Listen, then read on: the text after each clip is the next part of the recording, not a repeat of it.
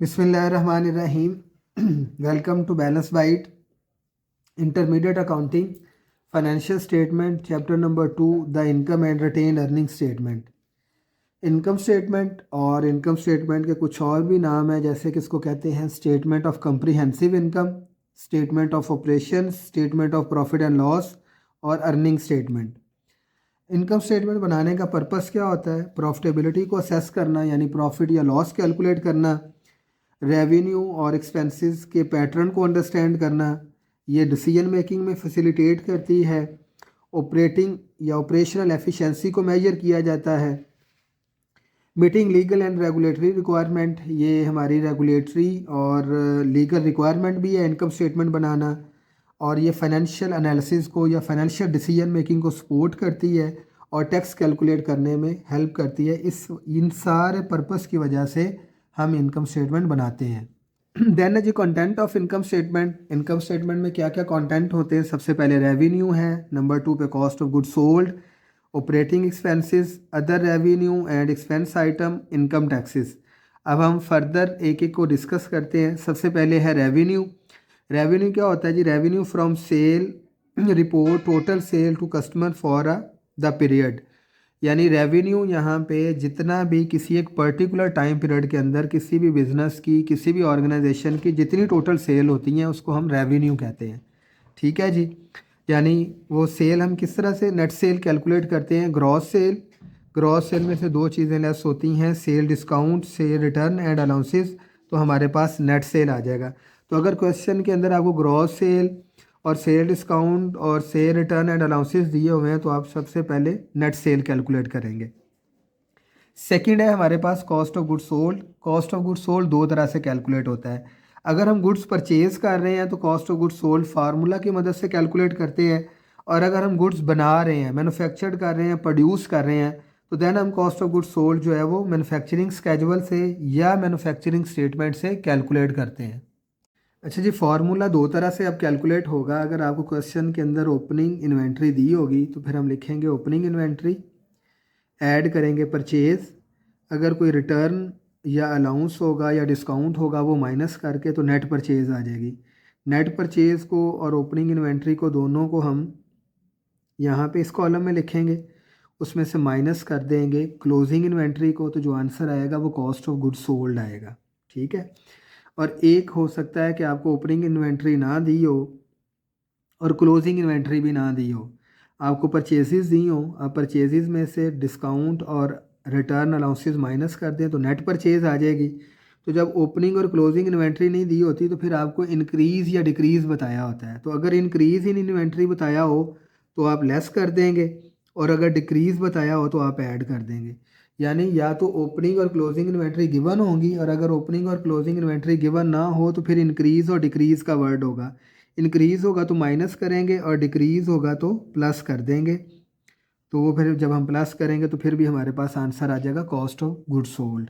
Second हमने पढ़ा था कि जब हम मैन्युफैक्चरिंग स्केजुअल बना के cost of goods sold calculate करते हैं, यानी हम जब चीज़ें खुद प्रोड्यूस कर रहे हैं, चीज़ें मैन्युफैक्चर्ड कर रहे हैं, तो cost of goods manufacture statement भी इसको कहते हैं। जब भी हम कॉस्ट की बात करते हैं तो there are 3 element of cost. एक होता है रॉ मटेरियल, एक होती है लेबर, और थर्ड वन होता है मैन्युफैक्चरिंग ओवरहेड। तो सबसे पहले हम देखेंगे रॉ मटेरियल की। जितना हमने परचेज़ किया उसके अंदर हम ऐड कर देंगे, कोई फ्रेट अगर हमने उसको परचेज़ करते वक्त दिया है तो वो ऐड कर देंगे, कोई रॉ मटेरियल रिटर्न किया है तो वो लेस कर देंगे। फिर हम उसी तरह से अगर रॉ मटेरियल डिक्रीज़ होगा तो ऐड कर देंगे, और इंक्रीज़ होगा तो माइनस कर देंगे। तो हमारे पास रॉ मटेरियल यूज़ या कंज्यूम आ जाएगा।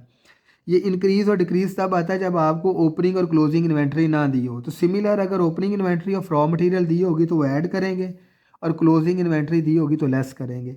और अगर ओपनिंग और क्लोजिंग इन्वेंट्री ना दी हो और सिर्फ ये बताया हो कि डिक्रीज़ इन रॉ मटेरियल और increase in raw material inventory, तो फिर हम क्या करेंगे कि डिक्रीज़ होगा तो प्लस कर देंगे और इंक्रीज़ होगा तो लेस कर देंगे। तो हमारे पास आ जाएगा रॉ मटेरियल कंज्यूम, और इसको हम यहाँ पे जाके लिखेंगे। देन हमारे पास डायरेक्ट लेबर गिवन होगी, उसकी वैल्यू भी यहाँ पे जाके लिखेंगे। फिर हम हेडिंग देंगे मैन्युफैक्चरिंग ओवरहेड की।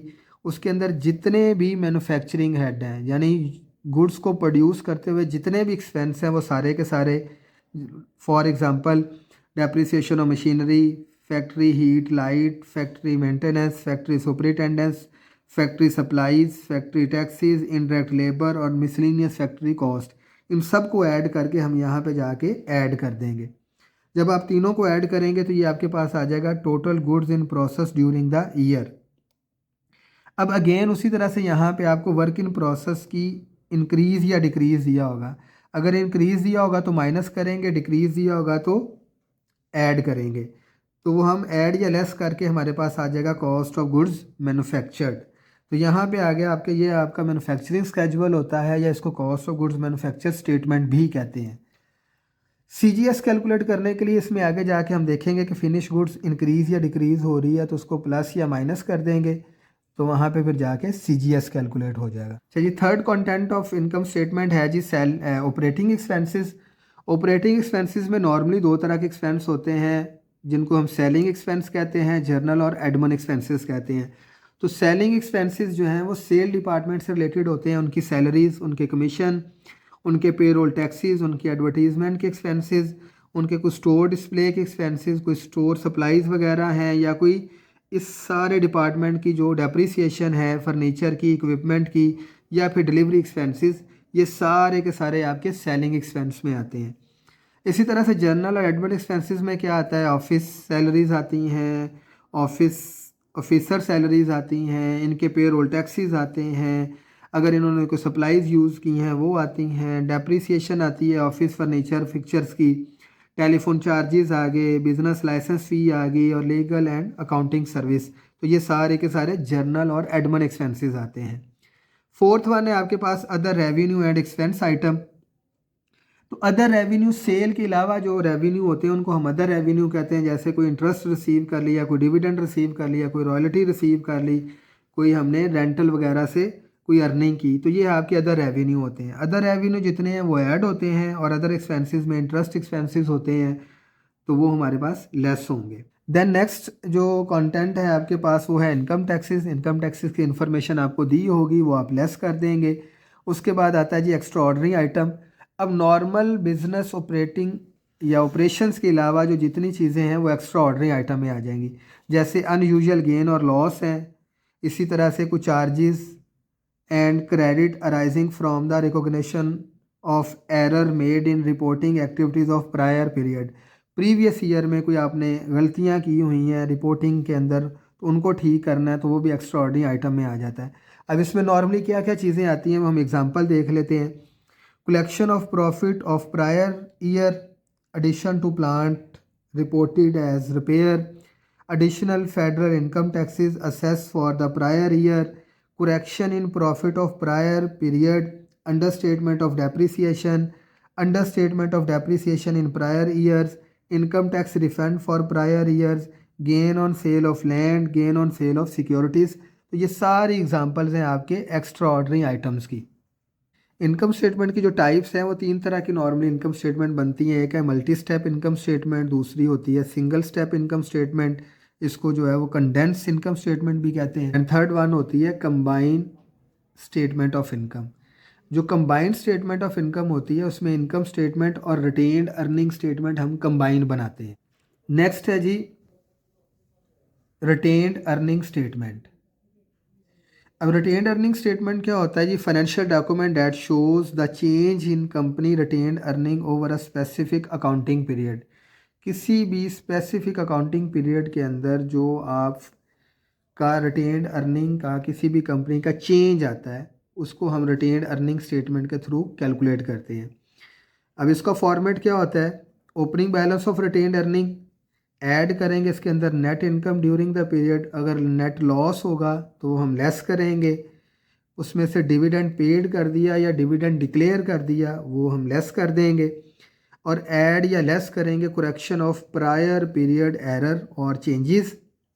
अगर कुछ एरर ऐसी होंगी जो ऐड होंगी उनको हम ऐड कर देंगे, कुछ एरर ऐसी होंगी जिनको लेस करना है उनको हम लेस कर देंगे। तो आपके पास रिटेन्ड अर्निंग का क्लोजिंग बैलेंस आ गया या एंडिंग बैलेंस आ गया। अच्छा जी, अब लास्ट वन है कि basic assumption and principle. Income statement बनाते हुए हम कौन सी अजम्पशन को, कौन से प्रिंसिपल्स को फॉलो करते हैं। तो सबसे पहले तो बिजनेस एंटिटी, जिसको हम सेपरेट एंटिटी कॉन्सेप्ट कहते हैं कि बिजनेस और ऑनर सेपरेट हैं। सेकंड है जी आपका ऑब्जेक्टिव वेरीफाइएबल एविडेंस होना चाहिए आपकी इनकम स्टेटमेंट बनाते हुए। फिर है जी कॉन्टीन्यूटी अजम्पशन यानी गोइंग कंसर्न कॉन्सेप्ट भी इसको कहते हैं कि बिजनेस जो है वो कमिंग ईयर्स में कंटिन्यू करेगा अपनी ऑपरेटिंग एक्टिविटीज़ को। देन है मैचिंग कॉन्सेप्ट जो कि हमें अप्लाई करते हैं कि करंट ईयर की इनकम को करंट ईयर के एक्सपेंस के साथ मैच करने को हम मैचिंग कॉन्सेप्ट कहते हैं। देन है जी कंसिस्टेंसी कि आपकी जो ऑर्गेनाइजेशन है उसकी जो अकाउंटिंग पॉलिसीज़ हैं वो शुड बी कंसिस्टेंट। और लास्ट वन फुल डिस्क्लोजर, आपको अपने जितने भी जो ट्रांजैक्शंस हैं उनका फुली डिस्क्लोज़ करना है, उनका फुल डिस्क्लोजर देना है। तो ये थी वो सारी चीज़ें इनकम स्टेटमेंट के अंदर, और जिसमें हमने देखा कि इनकम स्टेटमेंट के डिफरेंट नेम, उसके पर्पस, कंटेंट, उसके बाद कंटेंट के बाद हमने देखा कितनी टाइप्स की इनकम स्टेटमेंट हैं, फिर रिटेन्ड अर्निंग स्टेटमेंट को, और फिर what are the basic assumption and principle use while preparing income statement. तो ये था जी आपका लेक्चर। किसी किस्म की कोई आपकी क्वेरी हो तो कमेंट सेक्शन में जाके कमेंट करें। Thank you so much. अल्लाह हाफिज़।